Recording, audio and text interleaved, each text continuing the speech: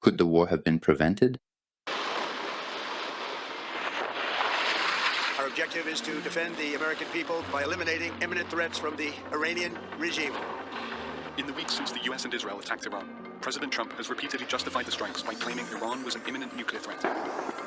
In 2025, when the first bombs fell on Tehran, many people wondered if things would have ended differently if Iran had negotiated properly, if it knew how to resolve the issue, if it had settled the nuclear case, if it had cooperated, talked things through, and done many other things.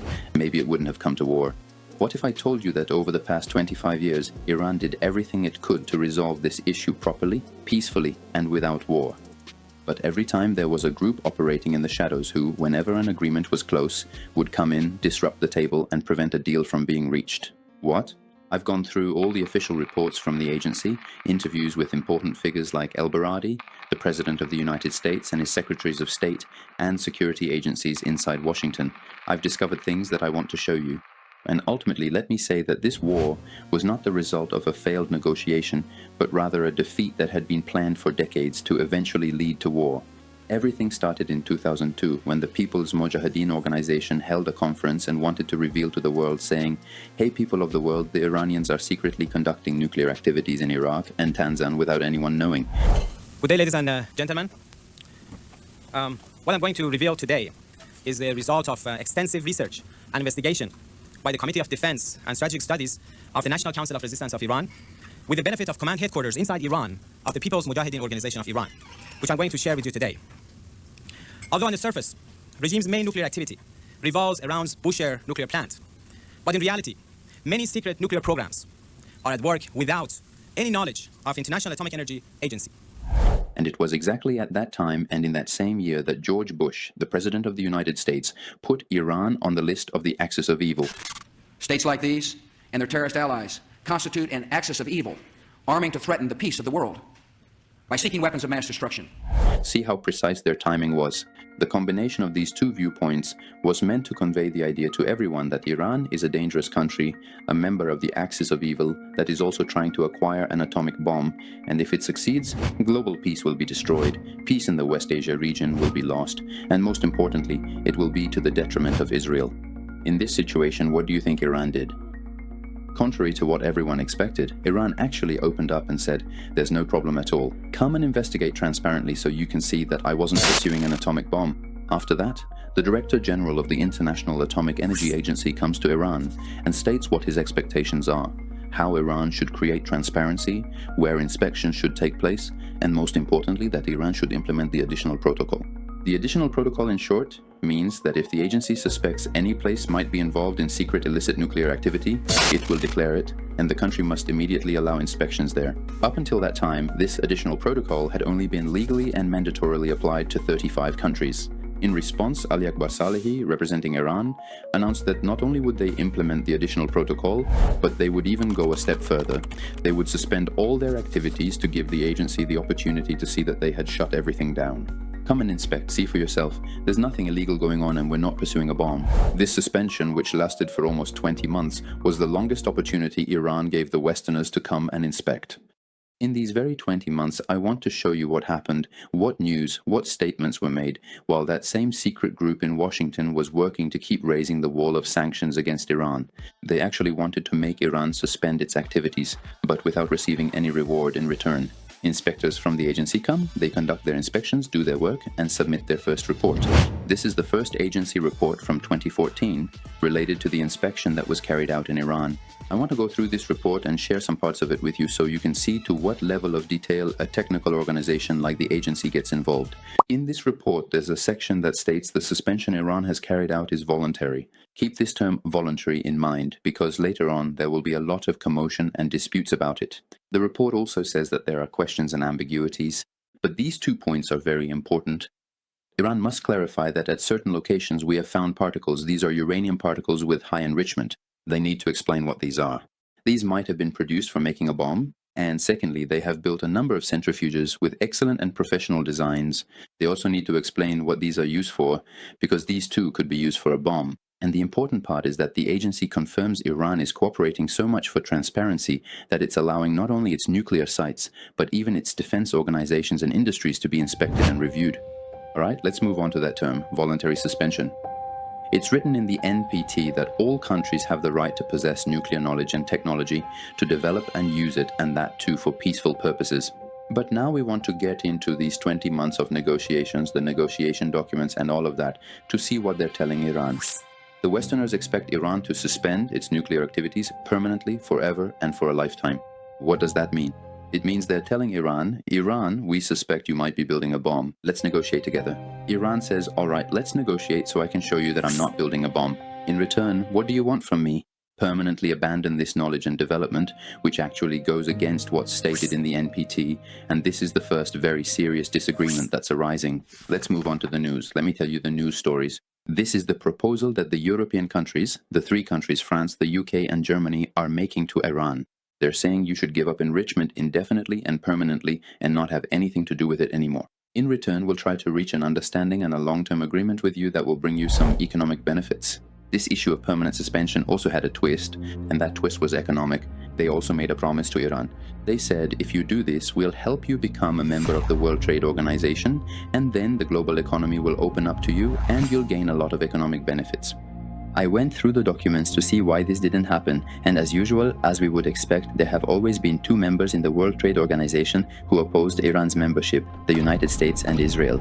This is a report from the same year, saying that the European countries and China were supporting Iran's accession to the World Trade Organization, while it was Israel and the United States who were opposing it. Regarding Iran's accession to the World Trade Organization, at that time, the US Secretary of State, who was Condoleezza Rice, gave an interview.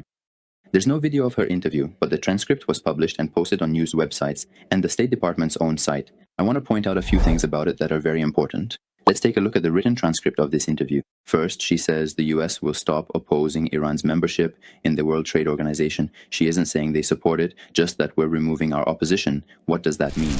She goes on to explain what that means. She says, now if Iran wants to become a member of the World Trade Organization, then Iran has to come and sit down with us for further negotiations. Negotiations in which Iran would have to implement a series of specific standards in its society, standards that would affect their society, their way of life, and their culture. In this interview, she's asked a question. She is asked, isn't it possible that other countries might learn, for example, to do something like what Iran did, do something that the US opposes, and then come and say, okay, if you want us to stop doing that, give us a concession, make us a member of the World Trade Organization, or give us a similar benefit? Here, Condoleezza Rice says something that is very important. She explains that what we're doing with Iran is to make it so incredibly expensive and difficult to bother them so much that other countries will be genuinely afraid of the consequences, and it will serve as a powerful lesson for them. It simply won't be worth it for them to try to do what Iran did. This is something you really need to carefully consider and reflect upon in the rest of the film. Did they want Iran to do something that would serve as a stark warning to others? And one of the very important points she makes about why Iran should come to the negotiating table is that Iran needs to come and talk about human rights issues, terrorism, and other accusations that are being made against it. Not only in this interview, but even the State Department says this in its official statement. Let's take a look at the official statement. This is the text of the US State Department statement from 2005. That year, in the east of Iran, the US was fighting in Afghanistan, and in the west of Iran, it was fighting in Iraq. The first point is that it says Iran is not a good country. It is interfering in the internal affairs of Iraq and Afghanistan. It is supporting jihadist groups like Hezbollah and Palestinian groups in these areas. It is giving them missiles, causing instability, and making similar claims. The second point is that it says the Iranian government must be changed and replaced with a peaceful democratic government so that the region can have more peace. So what has happened so far? Iran suspended its activities and said, come and inspect so you can see there's nothing going on. In return, the Western countries, especially the US and Israel, gave Iran no reward at all. They even introduced a series of new conditions and issues for Iran's membership in the World Trade Organization, each of which would have taken years to resolve, and that's assuming they were even going to be resolved. Despite the fact that during this period, Iran had suspended its nuclear program, IAEA inspectors were conducting inspections, and negotiations with Western countries had not reached any results, Iran still had not been able to achieve any economic benefits. The World Trade Organization had not opened up, and amidst all these disputes, the Mojahedin Khalq organization was still making other, different accusations against Iran. Iran has been smuggling a very sensitive and key material for building a nuclear bomb. Iran actually has two programs. One is the Bombshell nuclear reactor, the peaceful program run by the Atomic Energy Organization of Iran, and then the second one, which is the more secret one, is the weapons program that is controlled by the military, supervised by the Supreme Leader Khamenei. These accusations even reached the level of the US president's press conference. He doesn't explicitly talk about the group, but he does refer to them in his remarks. He says that Iran itself hasn't explained these things. There was an opposition group, they exposed it, and that's why we are suspicious of Iran. Iran has concealed a nuclear program that became discovered, not because of their compliance with the IAEA or NPT, but because a dissident group pointed it out to the world, and which raised suspicions about the intentions of the program. You can understand why. Despite all the disagreements, despite all the deadlocks, despite all the new accusations, Iran still allows inspectors to carry out their inspections, and Iran and the agency issue new reports. This time, in its report, which is from 2005, and we're looking at it together, this is the actual report. It mentions some points that clarify a lot of things. The first point mentioned in the report is that it asks Iran to continue the voluntary, non-essential suspension, which, according to international law, Iran was not obliged to implement. Again, keep in mind here that it was voluntary. We're going to move forward, and we have a lot to discuss on this point. If you remember, one of the questions was why in some places there are traces of highly enriched uranium. The reports indicate that during our investigation, Iran provided some information and denied producing the equipment. Iran claimed that because they imported these centrifuges, any contamination must have come from elsewhere. The agency says Iran's info seems accurate but requires further investigation. They are now asking Iran to provide documents explaining its uranium imports in the years before 2002. Why did it import uranium? How did it import it? And from which sources? And Iran not only provides a lot of information, but even gives details as specific as the passports of some of its employees, which the agency reviews and confirms. One of the important points in the ambiguity surrounding Iran's case is why Iran produced plutonium. They say one of the military uses of plutonium is for atomic bombs. Of course, it also has peaceful uses, but right now the question is why Iran produced it. Iran has also provided its information. So far, the agency says Iran's information is fine and that they used the plutonium for non-military purposes. But still, it says it needs more time to conduct further investigations. An interesting thing in the report is that, despite the fact that this report is from 2005, Iran is making promises here. It says, I am working on the Arak heavy water facility, which later on also becomes a point of contention and is supposed to be inaugurated in 2014. So since it's 2005 now, that's 9 years. Iran is clearly announcing 9 years in advance that it's building this. Keep this in mind as well, so later you can see what the press conferences of the Mujahideen Khalq organization say about these things. For me, the really important point in this report was here, where the agency says Iran is cooperating very well. Iran is allowing inspections and access to places that are far beyond our expectations, far beyond what the law requires, far beyond what we asked of Iran. In fact, Iran is basically saying with complete openness, come and thoroughly inspect so you can see that I wasn't building an atomic bomb. Another interesting point in the report is that Iran is also allowing inspections of military sites. Sites like Lavizan and Shian, sites like Parchin. These are sites whose names you should keep in mind, because as we go further, you'll see how in the following years, the Mujahideen Khalq organization makes even more accusations against Iran regarding these very sites. The things I've told you aren't just left in the reports. ElBaradei actually comes and says these things in interviews so that the general public can even understand what's going on, because not everyone reads this report. In the last 4 months in particular, we have made quite a good progress in clarifying the outstanding issues that has to do with Iran's past nuclear activities. I should, however, add that in connection with the weaponization studies, we have not seen any indication that these studies were linked to nuclear material. So that gives us some satisfaction, but the issue is still critical for us to be able to come to a determination as to the nature of Iran's nuclear program. At the same time that these reports are coming out and Iran and the US are at each other's throats, Europe, which is still stuck in its previous stages, is still offering the same old proposal, that Iran has the right to enrichment, but it must permanently suspend its enrichment, and Europe will, for example, provide it with fuel. In the world of politics, when two sides are negotiating, if one side keeps doing what it's supposed to do but doesn't get anything in return, after a while, that's no longer called negotiation. That's called attrition. Iran also examined this closely over the past 20 months and realized that the Western side's behavior is such that Iran keeps fulfilling its obligations but never achieves anything. So it decides to break the suspension and resume its nuclear activities. In response, the Western countries, through the Security Council, take a harsh stance against Iran and pass the first resolution. I went and read the text of the resolution. I expected that the resolution would only address nuclear issues, but there were other things in it as well. This is the 2006 resolution that the Security Council issued against Iran.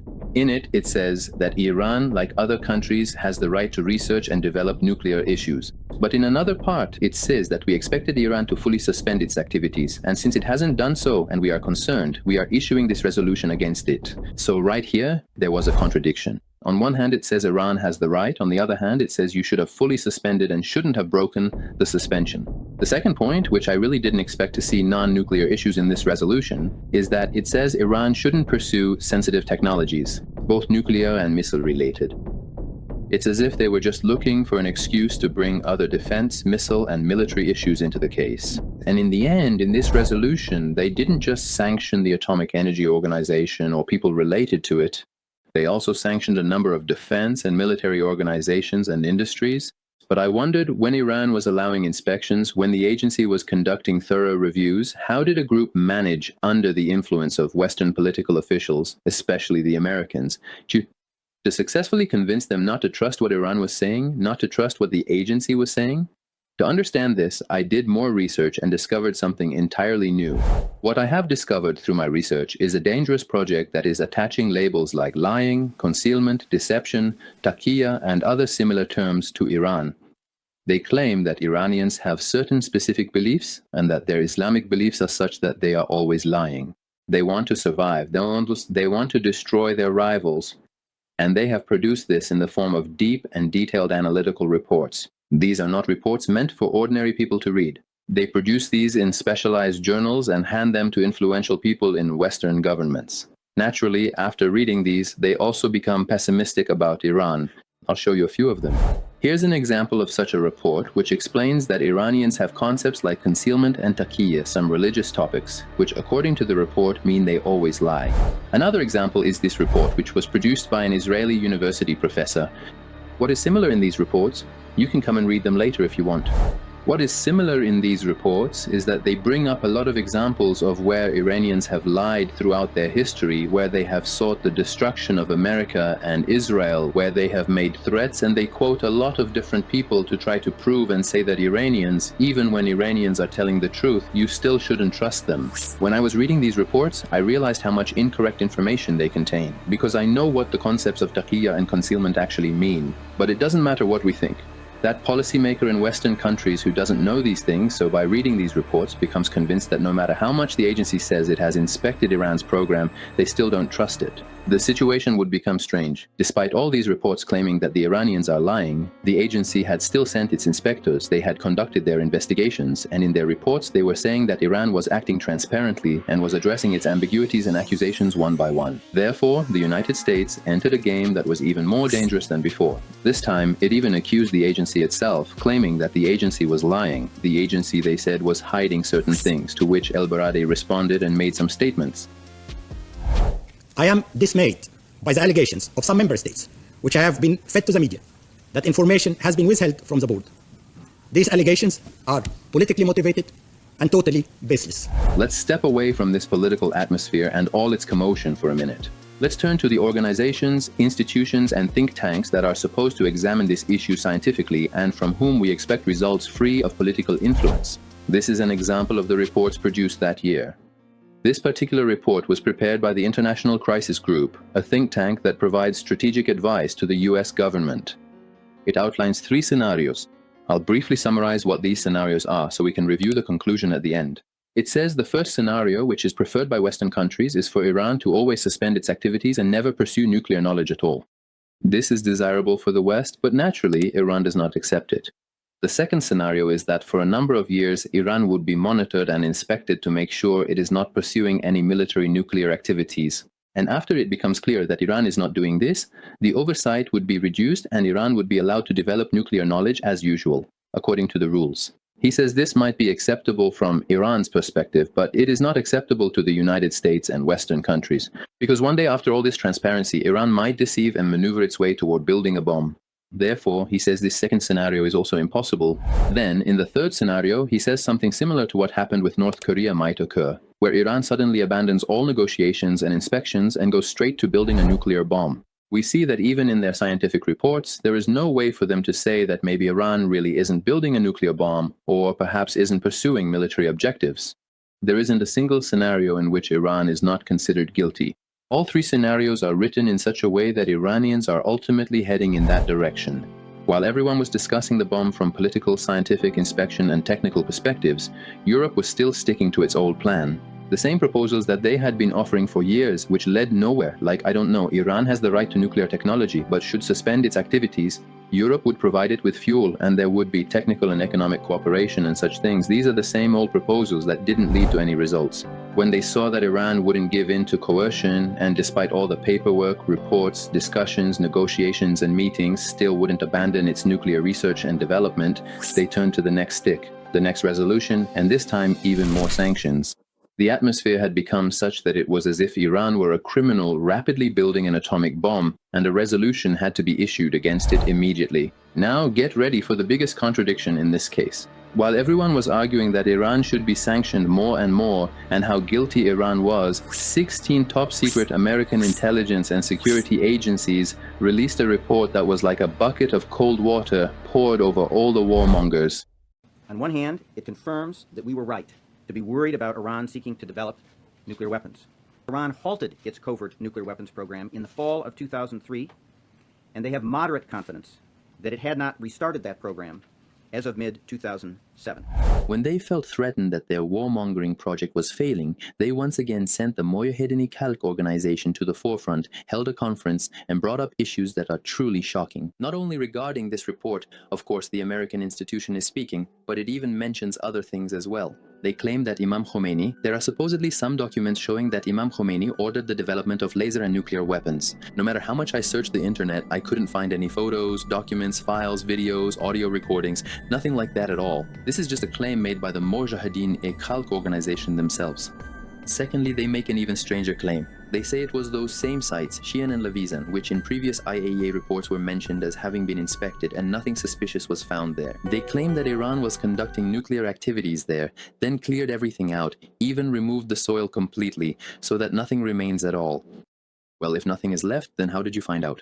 If you figured it out, then show the evidence. If there is evidence, then why does the agency say otherwise? گزارش جامعه اطلاعاتی آمریکا حاوی برخی نکات درست و برخی نکات غلط است و یک تصویر درست از وضعیت پروژه‌های اتمی رژیم ایران ارائه نمی‌دهد.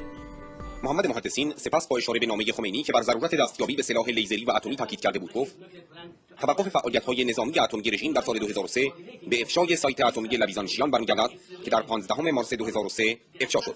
برخلاف نتنز و عراق رژیم قادر به توجیه این سایت در چارچوب NPT نبود و هیچ توجیهی جز اینکه بخش لاینفک یک برنامه تسلیحاتی اتمی بود نداشت. به همین خاطر رژیم برای جلوگیری از دستیابی آژانس انرژی اتمی به فعالیت‌های انجام شده در این مرکز در اواخر سال 2003 دست به تخریب کامل این سایت زد، به طوری که حتی خاک‌های این منطقه نیز کنده شده و به محل نامعلومی منتقل شده است. See, when I say that this shadowy operation exists, this is where it becomes clear. While the People's Mujahedin organization was spreading a lot of false information in the media and in the minds of people around the world, ElBaradei, who had all these confidential and top-secret reports on his desk, had read them all and was fully aware, stepped in and tried to create a regional barrier to prevent these damages. I couldn't find the video of his interview, but the written transcript of his interview is available on the agency's own website. This is the written transcript. He mentions some points in it that we need to focus on. The first point is that ElBaradei says, "We have no reliable and definitive evidence that Iran has two parallel nuclear programs, one of which is military and secret." Well, if we don't have this evidence, then how are we supposed to judge? And in my opinion, when ElBaradei was saying this sentence, he was very angry. He says if we claim that Iran, which has nuclear knowledge, is suspicious and might go on to build an atomic bomb, then we should say the same thing about 13 or 14 other countries that also have nuclear cycle knowledge. How come we don't do anything about them? But when it comes to Iran, we make so many accusations. At this point, things have gone too far. The toxic information spread by the Mujahedin Khalq organization has already had its effect. The agency says that Iran has cooperated well, but the US representative at the agency says, on the contrary, we don't see any good progress and there is nothing positive at all. Nevertheless, Iran makes a bold decision. This time, Iran's representative in these negotiations changes and Ali Larijani comes in. He negotiates with the agency, has a discussion, and they approve a plan called the Modality plan. As for what's in this plan, it's better if I show you directly from the document itself. This is the Modality plan. It was approved in 2007 and it's the official report of the agency itself. In this plan, it states that Ali Larijani represents Iran and ElBaradei represents the agency. The plan says that Iran agrees to let the agency inspect the Arak heavy water facility. In addition, it allows 5 other inspectors to enter Iran and carry out their inspections as well. An outstanding point in this report is that it says the issue of plutonium, which raised suspicions that Iran was building an atomic bomb, was investigated. The agency became certain that this issue had no military application, was peaceful, and in fact, the matter was resolved. In other words, there is no longer any ambiguity about this issue. It says that regarding those high-enriched uranium particle contaminations, which I mentioned before were being investigated and were suspicious in previous reports, a decision has been made. The agency concluded that those had no military application, and in fact it was not Iran's fault at all. Iran's statement is correct. Only one remains, the Tehran reactor, the Tehran research reactor, which for now is not mentioned in this report. If you continue with me in this video, here I'll show the footage where ElBaradei gives an interview and even says that the same research reactor is peaceful. The highlight, the peak of this report is this part where it says all ambiguities have been resolved and there is no other issue regarding Iran's nuclear case. Therefore, at this point, Iran's case should be closed. Right at this point, you might think, everything is great, the case is solved, and now everyone is going to happily go home. But that shadow group sees that its plan is failing. They can't allow Iran's case to be set aside so easily, so they turn to a new plan, an idea that many people might not even think of. Of course, in previous years, in those analytical reports where they claimed Iran was practicing taqiyya, deceiving and lying, they had suggested that just like in Iraq, here too we should assassinate Iran's nuclear scientists. So from that year, they started carrying out assassinations. The first assassination was of a professor of electromagnetics who was involved in the Isfahan nuclear project. His name was Ardeshir Hosseinpour. Of course, that year no one said he had been assassinated. They said he had suffocated in his home or workplace due to gas or radioactive toxic substances. That explanation might have been true back then, but as you will see in this video, many other scientists were also assassinated. So it is highly likely that Ardeshir Hosseinpour was the first. That is what I believe anyway. Remember I mentioned that a shadow group is injecting toxic information into minds worldwide using the Mojahedin-e-Khalq organization? Here is another video of Alireza Jafazadeh from the Mojahedin-e-Khalq organization. Listen to what he says. Remember, 4 years ago, when this whole thing started, when I first revealed the nuclear sites in August of 2002 in Natanz and Iraq, Iran didn't really have this level of capability. Yet the negotiations by the EU3 and the IAEA provided Iran with the opportunity to complete its nuclear program. Also adding to that list is what Iran is doing in Iraq. They are the biggest destabilizing force in Iraq, killing the soldiers there. In fact, the most deadly weapons, roadside bombs known as the EFPs, are built in Tehran by the Iranian Revolutionary Guard's Quds Force and sent across the border, provided to the Iran regime's proxy groups. Don't these sentences sound familiar to you? Didn't Trump say these same things? With the Soleimani, with the bomb, they call it the roadside bomb. Most people call it the roadside bomb. It's a disaster. 47 years ago, the regime and its murderous proxies have spread nothing but terrorism and death and hate. They've killed and maimed thousands of American service members and hundreds of thousands and even millions of people with what's called roadside bombs. They were the kings of the roadside bomb. Iran is not interested in any kind of economic benefits or even political benefits. They are interested in getting the bomb. And this is exactly the logic that John Bolton and Pompeo kept repeating in the following years. They said Iran does not care in the slightest about economic issues.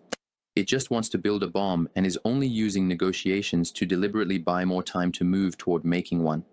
To make sure my analysis was correct, I carefully examined the confessions and statements of key Western politicians, which are featured in the BBC's 2009 documentary Iran and the West. In the segments I'm about to show you, pay attention to a few points. First, you'll be able to understand why they believe that nuclear enrichment knowledge is dangerous and why Iran should never pursue it. Second, you'll see why every time Europe negotiated with Iran, Iran practically gained no economic benefit. Third, you'll understand why they always insisted that Iran shouldn't even have as few as 10 centrifuges. Enrichment was the most difficult part of developing a nuclear weapon. It was maybe 2/3, maybe 3/4 of the challenge. It wasn't actually producing the bomb, it was producing the highly enriched uranium that had to go into the bomb. And so if the Iranians could master enrichment, they would be 3/4 of the way to producing a nuclear weapon. Fundamentally, both the president and the vice president felt we were going to have to overthrow the regime. Iran, under the control of the Islamic Revolution, was never going to be a rational partner, and that the ultimate way to stop Iran from pursuing nuclear weapons or supporting international terrorism was to change the regime in Tehran.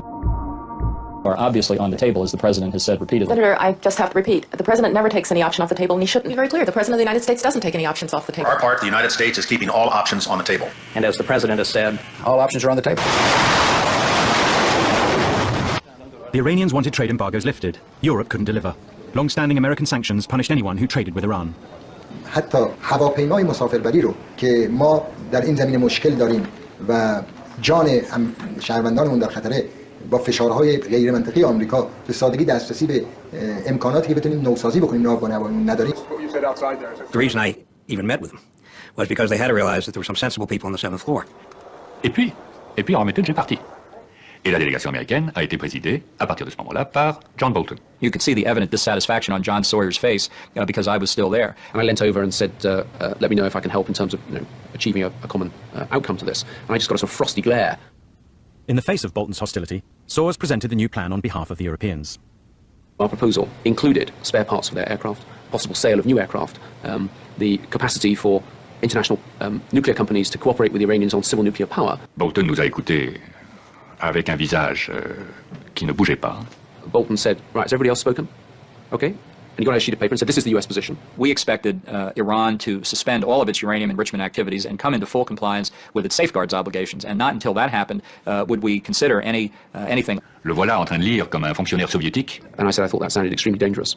I got together a couple of elderly gents who'd been involved back in the time when we were developing enrichment back in the 1950s and 60s. They said, oh, I remember how we did this. We had 16 centrifuges that we ran continuously for 2 years. And after 2 years of running 16 centrifuges, we'd mastered enrichment. So if the Iranians want to keep 20 centrifuges, they probably want to do the same thing. I was reviewing the IAEA reports, and at the same time, I remembered a lot of news that was being broadcast in the media. That was about the Fordow facility. It's a nuclear site that Iran is building in Fordow, and it's so deep underground that missiles can't easily reach it to destroy it. Now let's get to the report. This is the official IAEA report from 2009, and in it Iran is announcing that it is building the Fordow nuclear site. So before it was even built, completed or put into operation, Iran itself announced it. But how does that mysterious shadow group plant this message into people's minds? Instead of saying that Iran acted transparently and announced it wants to build this site, they focused on the fact that the site is underground. They exaggerated this word and asked, why is it underground? They insist that Iran must be planning to build an atomic bomb down there. They say Iran is going there so that it can't be spied on with satellite images anymore. So they argue Iran must still be suspected, and regardless of all these things, Iran is guilty. But what was the truth that they didn't mention? It's a truth that I'll show you later in another interview. The truth was that Iran was being threatened militarily so much that naturally Iran said, well, I have to move a site underground so that it can naturally be protected from those military attacks. At this point in the investigation, things really got very strange.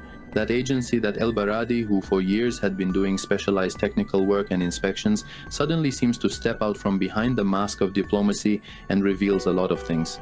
In this interview of his, a lot of mental knots are untied, and in fact, he's saying how they're actually managing the world system in such a way that everyone is being pushed toward building atomic bombs. As to your question, I definitely would say we could have done better. There's no question about it. I mean, we have not done good at all in the last 25 years. If we look at our security system, it's in tatters.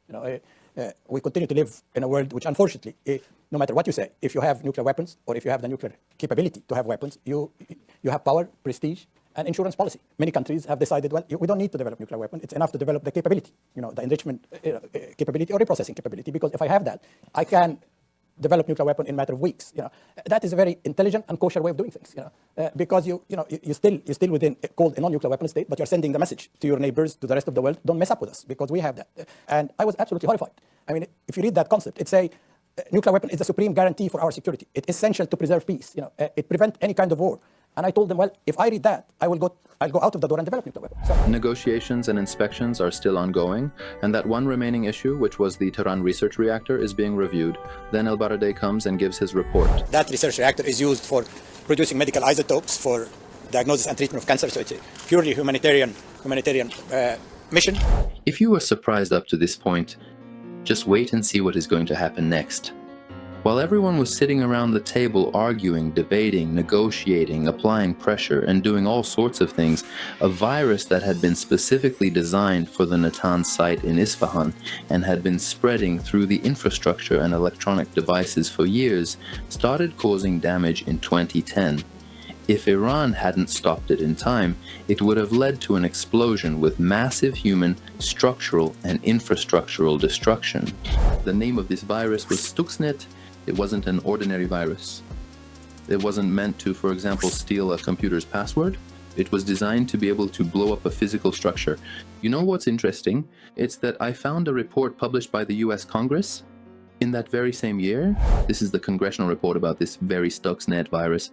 They themselves were so afraid of this virus that they even said, what if this virus endangers US national security? I mean, the virus is so sophisticated that it spreads in many places, but it doesn't harm others. It only damages the specific targeted structure. Up until that time, their report says that no country had taken responsibility for it yet, but they themselves guess that the technology is so advanced that only the US, Israel, the UK, Russia, China, or France could have built it. Years later, researchers conducted a thorough investigation and traced the source, eventually discovering that behind this were the United States and Israel, who over the years successfully managed to infiltrate it into Iran's Natanz infrastructure through an intelligence agency and with the direct help of an Iranian employee. If you're interested in learning more and want to uncover the depth of this disaster, there's a really good documentary called 0 Days. You should definitely watch it. That's when you might also come to the realization that Stuxnet wasn't just an ordinary virus. In fact, it was a new generation digital weapon that was tested on Iran for the first time, and the test was successful. When I say that this shadow group was never interested in solving the problem and used every possible way to sabotage this case, this is what I mean. That was the Tehran research reactor for peaceful medical purposes, which uses 20% fuel. In 2009 and 10, its fuel is running out. Iran also comes forward and announces it's out. I'll hand over all the uranium I've enriched to 3.5%, all 1,200 kilos. Let a country with guarantees and under agency supervision provide 20% fuel for the Tehran research reactor. The Westerners, especially the Americans, kept arguing over this issue, creating obstacles about what share of it should be delivered and when. A few days later, Iran would receive 20% of it, and in short, they couldn't reach an agreement. Iran was running out of time and finally said it would go ahead and produce the 20% fuel itself. Despite all these events, Brazil and Turkey, as two emerging powers, coordinated with the United States and acted as mediators. They said, Iran, give us those 1,200 kilos and we guarantee that through a certain mechanism you will receive the 20% fuel. The negotiations move forward and in fact they reach an agreement, announce it, sign it, and even their foreign ministries issue a joint statement saying that they have succeeded. At that time, it was even reported in the media that the President of the United States, who was Obama at the time, gave the President of Brazil some instructions and stated his expectations. He says that the United States needs these things from the agreement, and in fact these are observed and the agreement is signed. But really, it just makes your hair stand on end.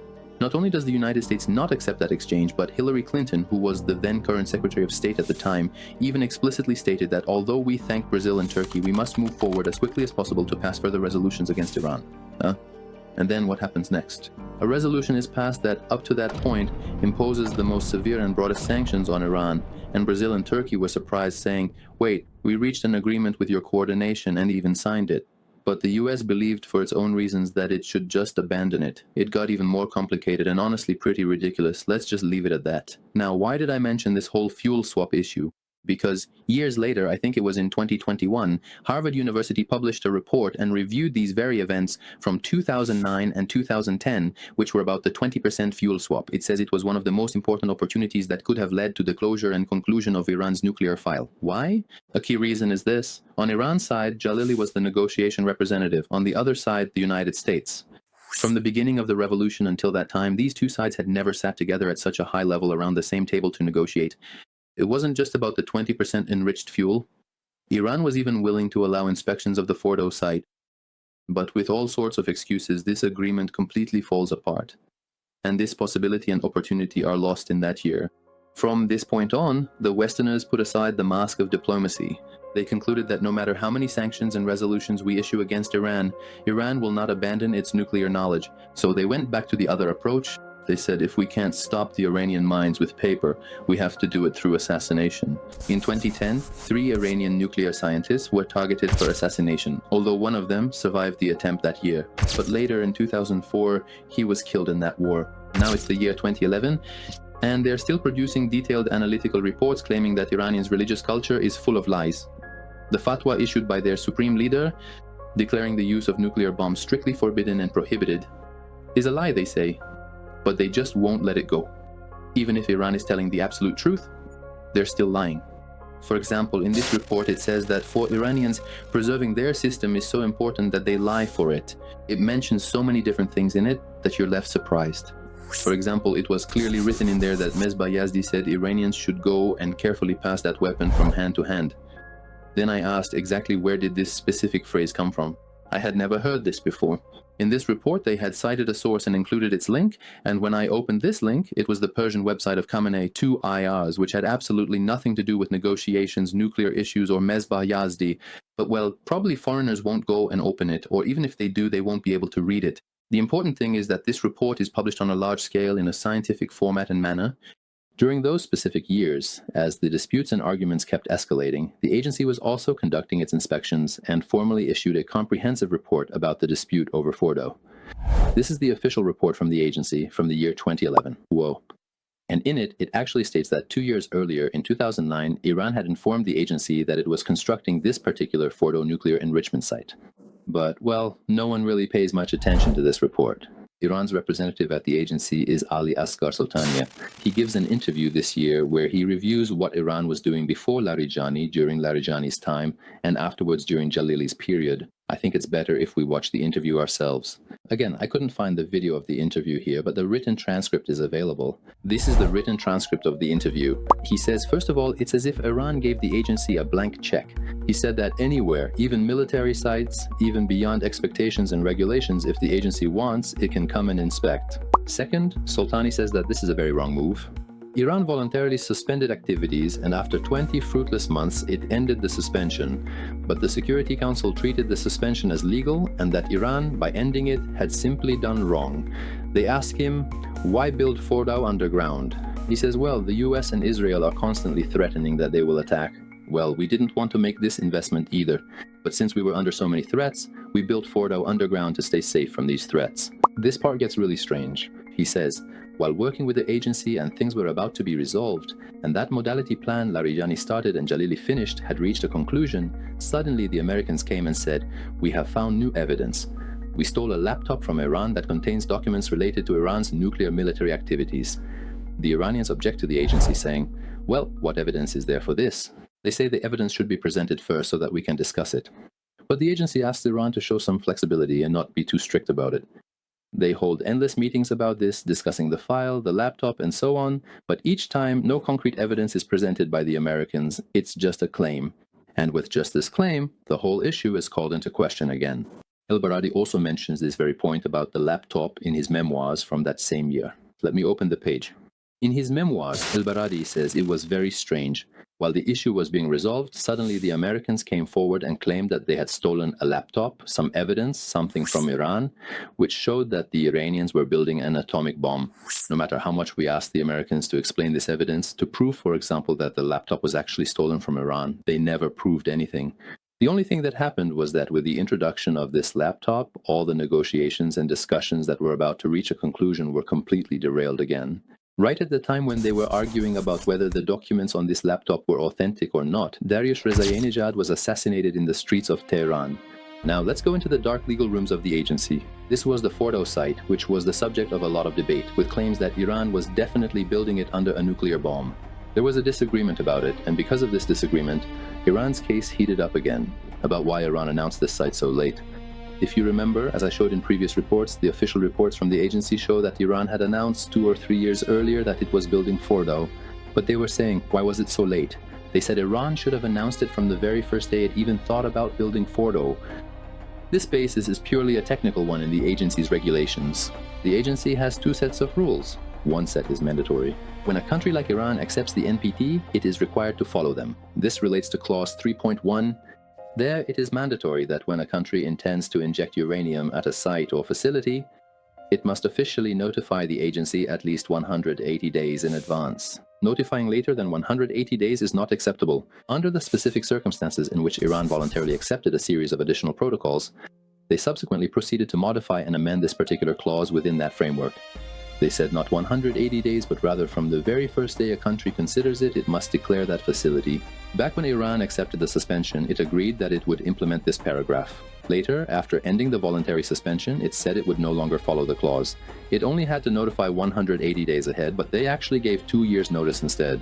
But over this very phrase, which doesn't really seem like a serious disagreement, the Iran case heats up again. Iran's late declaration of the new facility reduces confidence in the absence of other nuclear facilities under construction in Iran which have not been declared to the agency. I am disappointed that Iran has not so far agreed to the original proposal, which was to build 2 nuclear facilities under construction in Iran. This is a step in the right direction. However, or the alternative modalities. But the bitter part is that while everyone is arguing about which paragraph is correct, whether it should be 180 days or not, yet again, someone else is assassinated in Tehran, Mustafa Ahmadi Roshan. Whatever the case was, eventually the Iranian government changes. In 2013, this time someone else comes in, Hassan Rouhani, and along with him, Mohammad Javad Zarif, people who had previously participated in the nuclear negotiations in past years. And Hassan promises that he wants to come, and through negotiations, a win-win negotiation, resolve this case and bring significant economic benefits to Iranians. They keep negotiating so much that as the first step, they reach the Geneva Agreement. Many people thought that the Geneva Agreement was the beginning of the process for all those years of sanctions to gradually be lifted and eventually come to an end. But I went to the other side and found a very important piece of news in the documents of the U.S. Department of the Treasury. That year, David Cohen was the Deputy Secretary for Counterterrorism at the U.S. Department of the Treasury. Of course, in the following years, he would go on to hold other important positions, such as becoming the head of the CIA, for example. But that year, in the position he held, he made an announcement. He said that even if a long-term agreement is reached with Iran, we, the United States, will do something so that the sanctions on Iran remain in place, their structure and architecture stay intact, and Iran cannot benefit from its economy. Did you catch what he said? He's not saying that if Iran breaks its promises, we'll sanction Iran. He's saying it doesn't matter whether an agreement is reached or not, it doesn't matter whether the nuclear issue is resolved or not. We still want to impose sanctions on Iran. On the other hand, Netanyahu comes out into the open. What was concluded in Geneva last night is not a historic agreement. It's a historic mistake. Can you believe it? The ink on this Geneva Agreement hasn't even dried yet, and the disagreements have already started. On one side, the Iranians, and on the other, the Americans. In this Geneva Agreement, a phrase mentions the right to enrichment.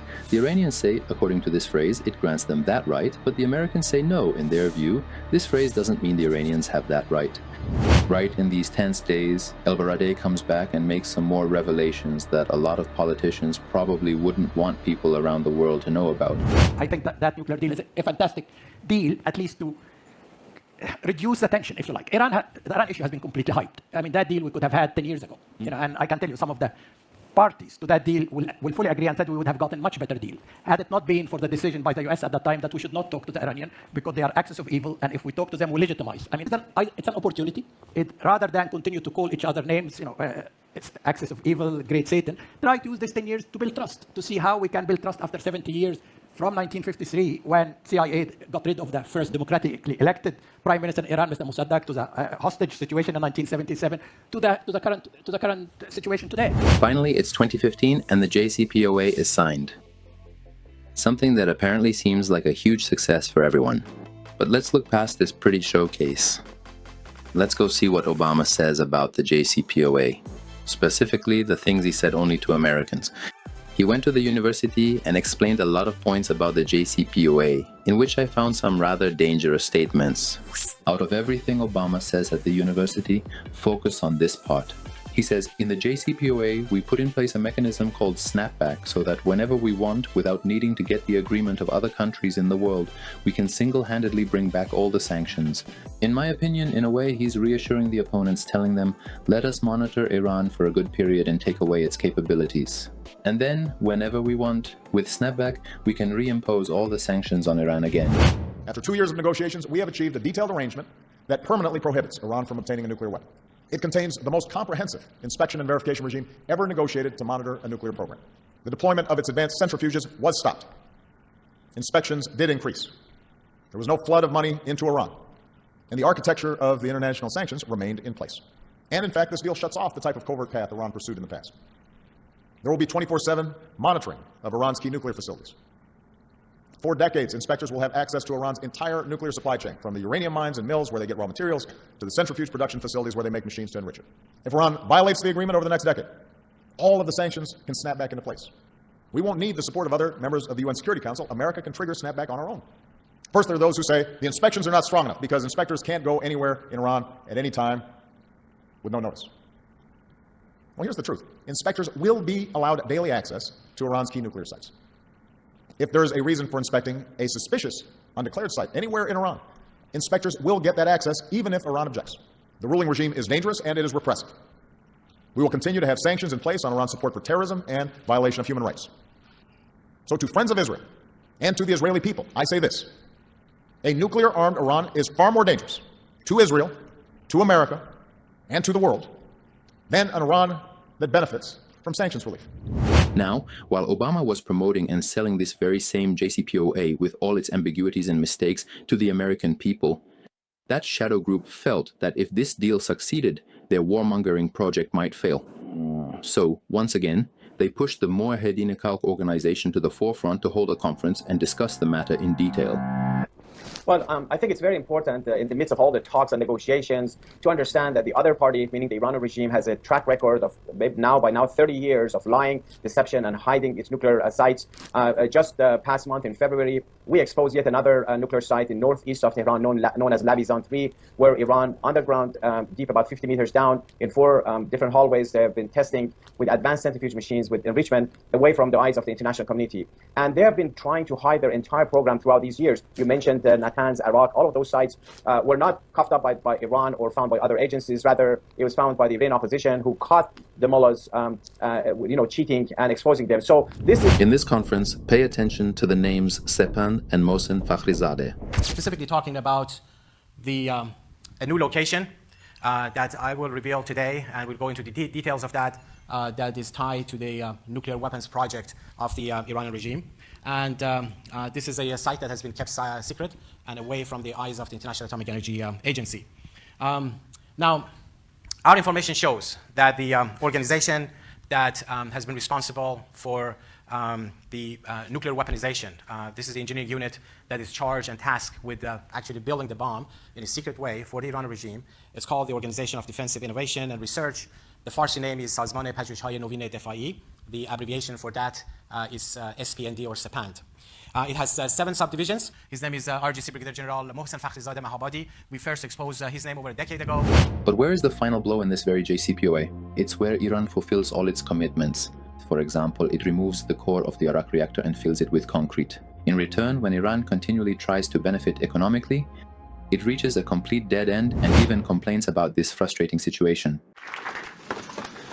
Let me also give you a snapshot of what has happened since 3 months ago, the date of implementation of the JCPOA. Almost nothing.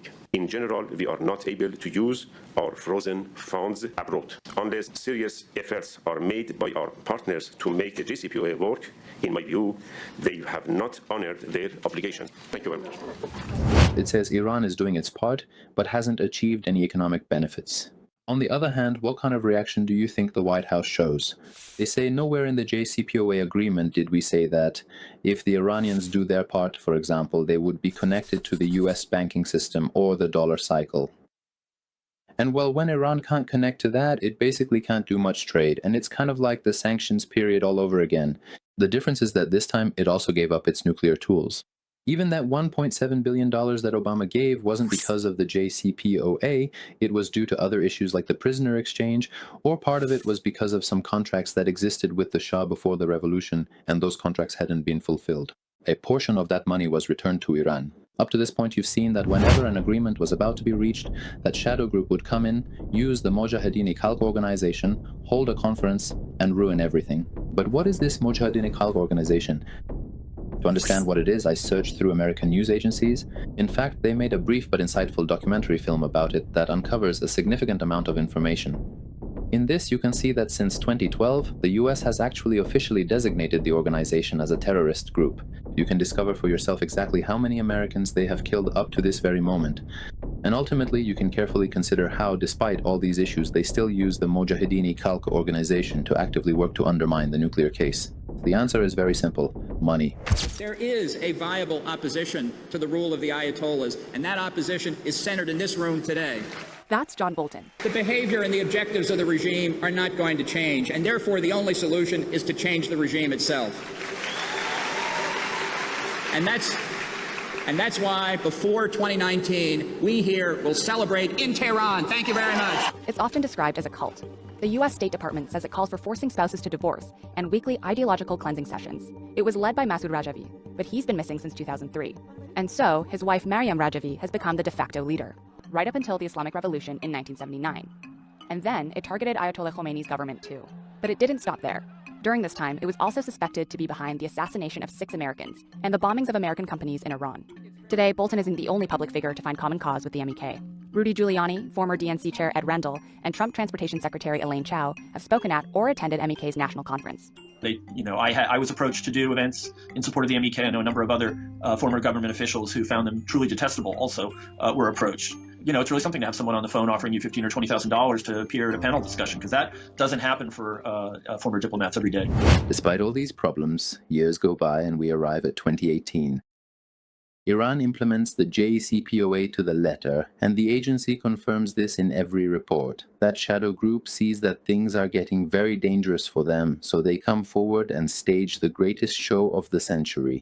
In this show, Netanyahu creates a Hollywood-style set, some cabinets, some binders, some CDs, and a display of files. He wants to claim that they went and stole a secret nuclear archive from inside Iran, and that this archive contains documents proving that Iran is definitely building an atomic bomb. And not only does he bring up the nuclear case, but he also brings Iran's missile issues into the spotlight again. Good evening. Tonight we're going to show you something that the world has never seen before. Tonight, we're going to reveal new and conclusive proof of the secret nuclear weapons program that Iran has been hiding for years from the international community in its secret atomic archive. We're going to show you Iran's secret nuclear files. Iran lied. 55,000 pages. Another 55,000 files on 183 CDs. But for a moment, set aside all of Netanyahu's propaganda dust. See what the experts have to say. The agency itself immediately issues a statement and says that what Netanyahu presented is nothing new. The claim is the same as before, and most of the information is also the same as before, which we have examined for years, and I, the agency, have confirmed that before 2002, Iran was not pursuing a nuclear bomb. Not only the agency, but even American intelligence agencies come forward and analyze, saying that Netanyahu's information is nothing new, and is basically just a repetition of previous statements. Not only do experts say this, but even news agency websites publicly tell everyone around the world that this presentation had nothing new. In other words, they were saying that Netanyahu just recycled those previous lies and is bringing up the same things again, but what everyone else said didn't matter. The person for whom this report and this show were performed was Trump, who watched it and then quickly decided to pull out of the JCPOA. Not only Trump, but also Pompeo, who commented afterward, saying that Iran lied, "This is the worst deal of the century," and the JCPOA should be abandoned and direct confrontation with Iran should take place. Do you remember that the Mojahedin Ek Khalq organization mentioned Sepand and Mohsen Fakhrizadeh in their conference? Now in this presentation, Netanyahu talks about Mohsen Fakhrizadeh. And today, in 2010, 2018, this work is carried out by Sepand. That's an organization inside Iran's defense ministry. And you will not be surprised to hear that Sepand is led by the same person who led Project Ahmad, Dr. Fakhrizadeh, and also, not coincidentally, many of Sepand's key personnel worked under Fakhrizadeh on Project Ahmad. Some people thought he was simply introducing a scientist, but in reality he was giving the order for his assassination. In 2020, using very advanced technology, Mohsen Fakhrizadeh was assassinated in Iran.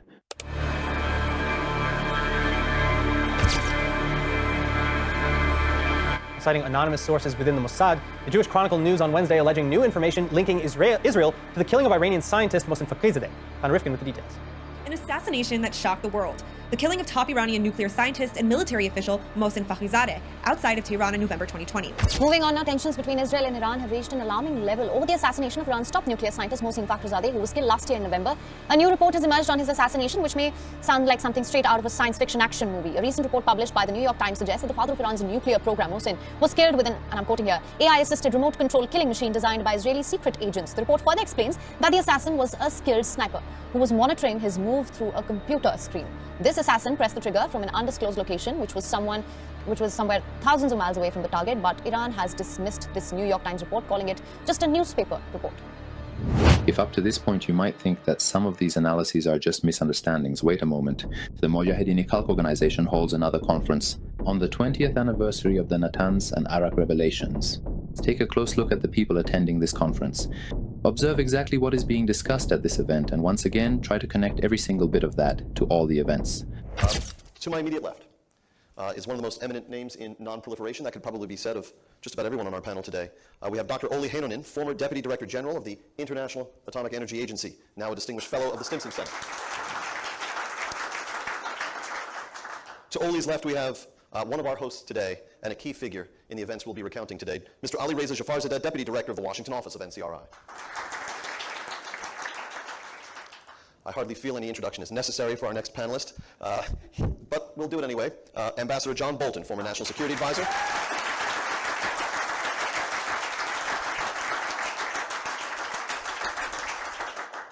Then we have another very familiar face to everyone here and all those watching around the world, the Honorable Joseph Lieberman, former United States Senator and former Democratic Vice Presidential nominee. To the Senator's left, we have former Ambassador Robert Joseph, formerly the Undersecretary of State for Arms Control and International Security.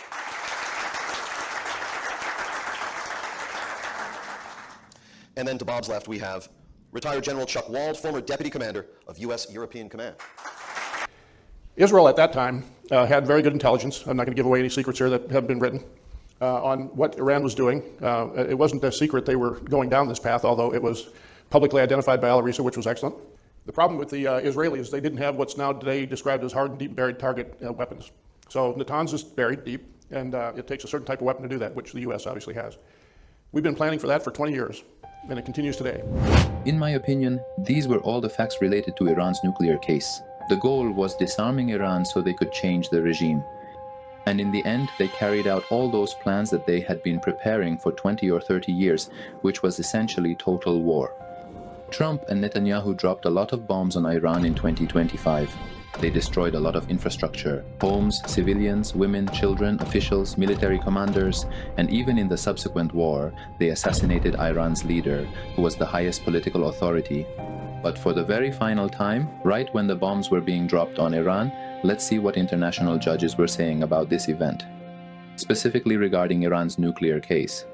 We did not find in Iran elements to indicate that there is an active, systematic plan to build a nuclear weapon. We have not seen elements to allow us as inspectors to affirm that there was a nuclear weapon that was being manufactured or produced somewhere in Iran. The IAEA is a technical organization, of course, advising in a political context, a very sensitive security context. What the IAEA has said, and this is, I need to repeat, there is no structured nuclear weapon program in Iraq. Forget all the other details.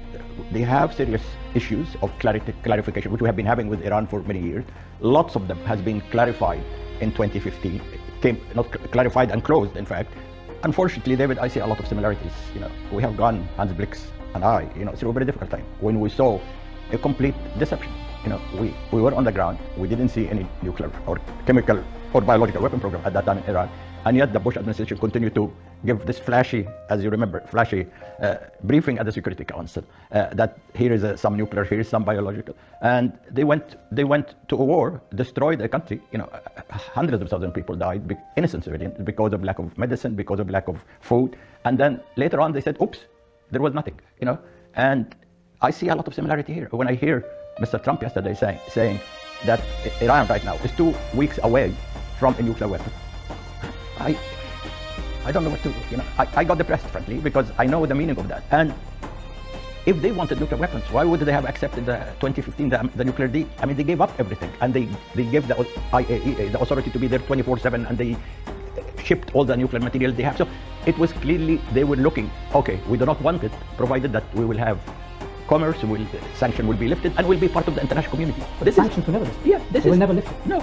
Even under Biden, they didn't. Exactly. And then they came back, and Mr. Biden again came back and said, well, we want to come back, but they never came back into the nuclear deal, and the sanction continued. So when you have done all that, Iran, and I'm not, put yourself into the shoes of the Iranian, and I'm not defending them, but put yourself into their shoes. I mean, we have done everything. We took our clothes off, and in return, or in expectation that we'll become normalized member of the international community, and that didn't happen.